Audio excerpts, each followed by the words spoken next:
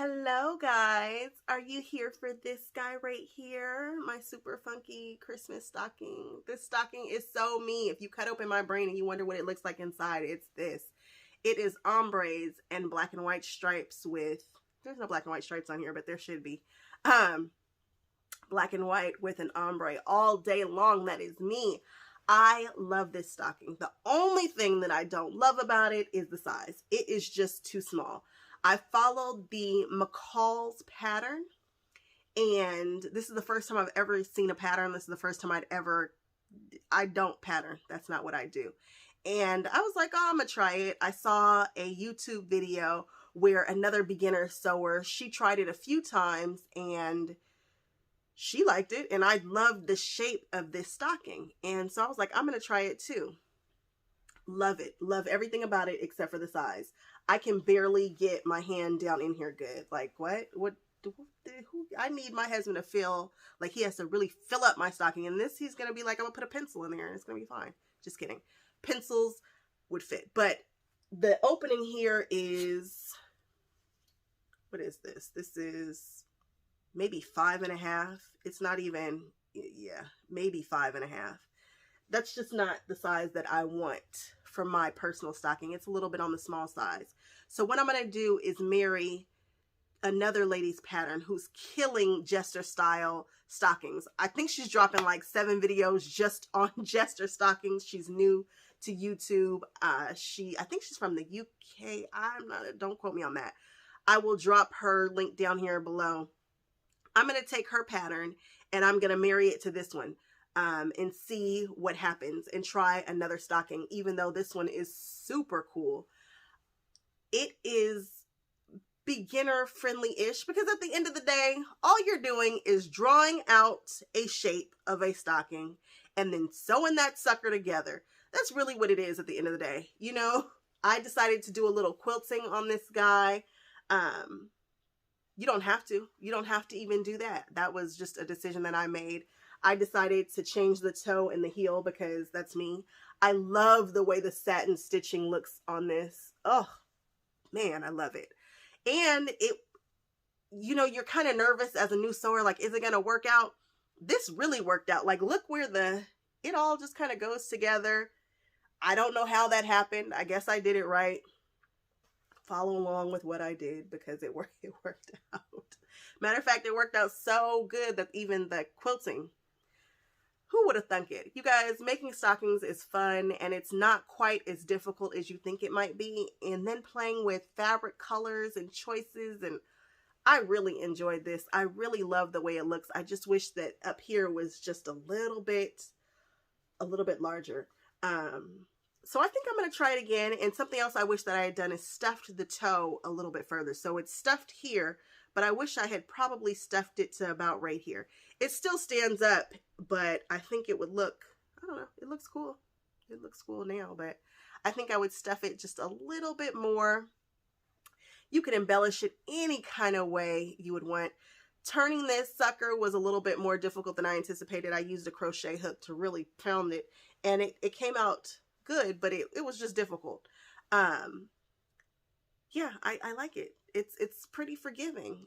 Make yourself a stocking, a funky one. Make one just like this. I don't know. I don't know. Tell me if you guys like it. Tell me if you enjoy the video. I think I will record myself making another one if I have time this year. I don't know that I will, but I do want to make one where this up here is just a little bit wider. I don't mind the height so much. It's just the width that I would like to alter. Also, with that pattern, I altered the cuff. Their cuff was super, super big, and I'm glad that I didn't do a super big cuff because I really wanted you guys to see the gradient. And this one has like a legit lining in it. And so I'm like, oh, it's really well made. It's just not big enough at the top. I don't know why they have this so little. So check out the video. It's coming up right after this intro. Again, please subscribe and leave comments. I'm super chatty. I love to talk to the people. So if you have any questions or anything like that, let me know. I'll also put where I found this pattern. I want to say it was McCalls. I forget the number, but it's not one that you can just go find in Joann's right now. It's an older pattern, even though they have some new stocking patterns now. But really, at the end of the day, You're just drawing an outline of this stocking and cut it out, and it works. For whatever reason, when you sew it, it just kind of smooths out. And you'll see in the video. All right, guys, thanks so much for joining me again. I will talk with you all later. Bye-bye. Okay, guys, this is a pattern by McCalls. I couldn't find it at Joann's, so I ended up ordering it off of Etsy. I saw a lady who made a stocking, and I thought I liked the shape of it, so this would be perfect. The finished stocking is way smaller than I want it to be, so I'm still on the lookout for that perfect pattern. I probably need to just make a pattern, but I just don't want to do it. But I think I am going to find one in the stores that's the size that I like, that's the shape that I like. Buy it, trace it, and that will be the pattern. Because that's pretty much all this is. It's just making, you can draw your pattern. You could totally draw this. And the directions for this stuff is just crap. I tell you, I'm like, what? So I just kind of watched a couple of videos, and I'm doing a variation of a few different videos. I will link the videos that I watched below so that you all can kind of figure out what it is that I'm doing and why I'm doing what I'm doing. So I had this idea, and I knew that I wanted to use this fabric. I usually don't buy fabric just to buy fabric, but this fabric is so me that I figured I just need to keep it on hand. So I bought like 6 or 7 yards of it. And so, hey, I have a bunch of fabric. Oh well. I want both sides to be seen on one side. So that's kind of where I'm going with this. I've stared at it for a while, and I was trying to figure out if I could be cool with just the back being the cool tones and the front being the warm tones. And I was like, no, I want to see both the red and the blue on both sides of my stocking, on the front of my stocking for sure. So this is how I fixed it. This was my fix. And I wish that I had done something a little different. I'll tell you in a second. So I just went ahead and basically made a fat quarter. This, it ended up measuring like 20 by, I don't know if it was 18 by 20, but it's basically a fat quarter because I know that this side right here is 20 inches. No, 15. It was 15 inches. So I went ahead and cut it in thirds. This is where I wish I had cut the center a whole bunch slimmer than I did. This should not have been 5 inches. I should have chopped that maybe 2.5, maybe even 2. And then the sides could have been whatever, but that's what I wish I had changed. And then I went ahead and sewed the strips together. So I'm basically just making my own pattern fabric. And then I pressed the seams open to reduce bulk. I don't want any bulk. And I love my little wood iron. I had no idea what that thing did when I bought it, but I thought it was cute. So I bought it, and now I use it all the time. And so again, we're just going to make, I just basically made strips, and then I pieced them together, and then I put the fabrics right sides together. I wish that I had rotated this top fabric so that the green was a different orientation, because then the greens ended up being on the same side, but you'll see. So anyway, I taped it. I didn't tape it down. I pinned it to the fabric so that it didn't move. And then I went ahead and grabbed some batting. I wish that I had fusible, some type of interfacing as opposed to batting. Batting is kind of fluffy. It's not really fluffy, but it added a little bit more bulk. And I knew that I needed to back it to quilt it. So I had to use some muslin too, which you'll see in just a second, but no worries. I was still able to turn it, but it was tight. So I don't worry about it being a choppy cut. I go over it a few times, and when you're sewing it, it smooths right out. Then I decided that I wanted to add some decoration to the toe and the heel. So I grabbed some more fabric that I have in my stash because I feel like black and white fabric I should just always have. Every time I go to the store, they're like, oh, we don't have black and white stripes. I'm like, dude, that is a basic. How can you not? I swear people need to let me design a fabric line so I could get it together, because some stuff should just be basics. So then I decided that I wanted to do a pattern on the heel too. So I grabbed a template, one of those acrylic Dresden templates, not Dresden. Why can't I think of the name of this? Drunkard's Paths, kind of. I grabbed a quarter circle. That's what I did. And I traced it and I kind of looked to see where I wanted it. And luckily you can see right through this pattern paper, which is convenient. I do appreciate that. And I tinkered with it a little bit and then I just cut it out and then placed it right there. And now we have decoration for the toe and the heel. Now this is the muslin. I just happen to have a ton of it because I thought that I was going to be doing a strip quilt with my scraps, which I might do one day. So I have a ton of muslin. And I rough cut this. I didn't want it exact. I wanted it to have a little bit of a border. I wish I had cut it just a little bit bigger, but not a problem. Because I wanted to quilt these. Now, again, I knew I just wish that I had not used batting because, again, it made it a little bit heavier. Not a big problem, but you should not just quilt the top and the batting together. And I knew I shouldn't have done that. So I'm glad that I did use the muslin because you'll mess around and have batting all in your machine and it'll feed funny. So I had to do some muslin and I was like, crap. But I knew that I wanted to quilt the top. So I had to use the muslin on the back, or I could have used some cotton, just something thin that it's a throwaway because I was going to do a lining also because I wanted to stuff the toe. So you get what you get and you don't throw a fit. I put a little bit of heat and bond on the back of the toe and the heel piece just to give it some stability because I knew that I wanted to do some quilting and some stitching on that and I needed it to stabilize just a little bit. So I marked my stockings for quilting and now I am quilting it. I am just sewing over these lines. Nothing special here. I used 2 different pens. One of them's a friction pen. The other one's a chalk pen so that I could see on the dark. And then the friction I can see on the lighter colors. And I quilted both ways. Love it. I love straight line quilting so much. And now I'm going to freshen up the cut and just go around them and just make sure that they're a little bit more smooth. Now I'm changing out my foot because I want to do a satin stitch around the heel and the toe so that it's basically applique on.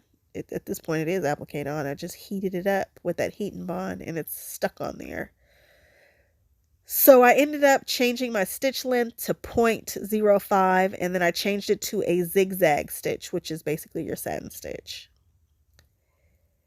And now I switched my foot out and there, you can't see it here and I could barely see it in person, but I just tried to keep the center of the fabric down the center in the center of that foot. And then it just zigzags right, left, right, left, right, left. And right here, you're going to see, you can kind of still see through it. So I went over it again. That is my way of satin stitching. Instead of just trying to super shorten it, which I don't like to do, I just go over it twice. And I did the same thing with the heel. Now this is me choosing my lining fabric, polka dots, black and white. Imagine that. You guys should see all the black and white fabrics that I have and how I love to mix patterns. It's just, an ombre with a black and white pattern of some sort. Love it. So I just cut out the template again, but I took the toe off. There's no need to be trying to stuff that toe when I turn it. So I'm putting pins here to remember to leave a hole. And now we're going to put everything right sides together and sew a 1/4 inch seam around the edges. There are some patterns that have you take a deeper chunk, and I'm so glad I didn't because I could barely fit my big arm down here to turn this stuff. So I just hate the size of it. The shape is so cute. I am deciding to make my own loop. Some people say use ribbon. I don't want to use ribbon. I want to use this fabric that is left over. So I went ahead and pieced together 2 pieces and went down and ironed open the seams. Cut this down to 6 inches so that I'll have a 3-inch loop. Folded it half to the center, folded the other half to the center, and then folded it together. And now I have a multicolored loop, which is what I wanted. I didn't want just one side to be one color or just the blue side. So bam, there you go. And then I top stitched down to close it. Now, when I was looking at the cuff, which comes with the pattern, it was covering up too much of what I'd already done. So I decided to alter it a little bit. The cuff that they wanted measured, I think 5.5, almost 6 inches. I took it down to 3 inches, maybe 3.5. So I left the width the same, but the height I changed. I just like that. Customize your stuff. I didn't straighten up this fabric because I thought it was going to give it a little character, but really I should have straightened up the fabric because all it did was look a little crooked. So much for that thought. But whatever, not a big deal. So again, I think, yeah, I 3.25 and 3.25, so I did 7.5. And now I'm clipping the seams just so that when you turn it, it can breathe. And here we go. Now turning that toe was a beast. I had to stick a crochet hook down in there and really pounce on it to get it to come out because of that heat and bond and the batting, and it's got a lot going on in that toe. But I was able to turn it, so works for me. So I went ahead and sewed the cuff together. And now I'm pressing that seam open. And now I'm just going to turn it in half. Bam, cuff done. I lined up the front and the back and just fussed with it a little bit until it all came out, and then I pressed it. And there we go. Cuff is ready. So with the raw edges at the top, you're going to put the raw edges together. I just slipped the cuff on the way that it should show. And now we're going to sew around that. Look at how tiny that is. Look at the hole. I mean, granted, the bigger it is, the more stuff you feel obligated to put in there, but still, it's just such a tiny little stocking. Super cute shape, just small in size. I think I'm going to do it again bigger because I really like the way this looks. So I took that extender plate off so that I'll be able to rotate. And luckily, there's just enough space for me. It's just tight enough for me to get it on there and be able to roll it a little bit. So I put that looper on the back, that hook on the back, and you're going to go back. You're going to either back stitch over it or go over it twice. I just went over it twice. And I split the difference in the back. So one's on one side of the back and one's on the other side of the seam, I should say. And then I just went over it. I drove over it twice. Now I'm taking some polyfill and I am stuffing that toe. It actually didn't need it. The toe was pretty secure. It was pretty stiff. It really wasn't a big deal. But I thought, let's just go ahead and stuff the toe anyway. So I stuffed it and it's nice and firm. Now you're going to take your liner, which you stitched all the way around, but you left that hole, and you're going to put the stocking in the right way, the right sides with the cuff all pretty and everything. And as you can see, the liner is wrong sides out. So it's right sides together right now. You're going to put it in, make sure the toe is where the toe goes, the heel is where the heel goes. That's important. But just sit it down in there. It doesn't have to sit in there perfectly. You're just trying to get it so that you can match the tops. So then I go around with my little wonder clips and clip it. And then when I sew it, I am going to take a little more than I took a very generous 1/4 inch when I sewed. But I did the exact same thing I had just done. I'm just clipping these and making sure everything is kind of lined up properly. And again, take a little bit more generous of a 1/4 inch. And just rotate that puppy around, removing your wonder clips as you go and making sure they're not holding up your fabric. And then you're going to pull the fabric, your stocking, through that little hole that you left. And then you're going to turn the whole thing. And you're just going to keep turning. It's like magic. I really enjoyed this part. I don't know why. Again, first time making a stocking with a liner, so this was fun. I really enjoyed turning it. I should make a bag or something. I think you do this when you make bags. So there's this little hole in the back, and that needs to be stitched up. Since nobody's going to see it, I'm going to top stitch it. And I top stitched it with the red thread that I had in there. I've been using this same thread on all of my Christmas projects, so I just left it in there. I thought about changing it out to black. I thought about quilting with black. I'm glad that I didn't, because the red looks so cute on that toe and that heel. So I just went ahead and tucked in, tried to tuck it in about 1/4 of an inch, hit it with an iron, and then took it over to the sewing machine and top stitched it. Look at that red thread. I missed it the first time, went back over it again, not a big deal. And now you're just going to push your liner in. And what? It's in there. And that sucker is done. Flip off your cuff. Now you can leave the liner showing.